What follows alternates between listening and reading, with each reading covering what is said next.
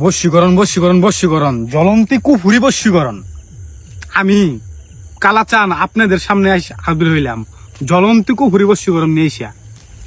এই বশীকরণ যদি আপনি করতে পারেন, আমি কালাচান বলে দেই, এই বশীকরণ যদি আপনি করতে পারেন, তাহলে সে ছেলে হোক কিংবা মেয়ে হোক আপনার কাছে ছুটে আসতে বাধ্য হবো। আমি কালাচান বলে দিতেছি, এই বশীকরণটি করার নিয়ম আছে। স্ক্রিনের দিকে আপনারা লক্ষ্য করেন, স্ক্রিনে একটা আপনার নকশা দিতেছি। এই নকশাটা যদি আপনি কাজ করতে পারেন, এই নকশাটা আপনি একটিবার কাজ করে দেখেন, সে ছেলে হোক কিংবা মেয়ে হোক, পৃথিবীর যে প্রান্তে থাকুক, সে আপনার কাছে আসার জন্য ছটফট করবো, একদম পাগল হয়ে যাবো। এটা আমি কালাচান বলে দিতেছি।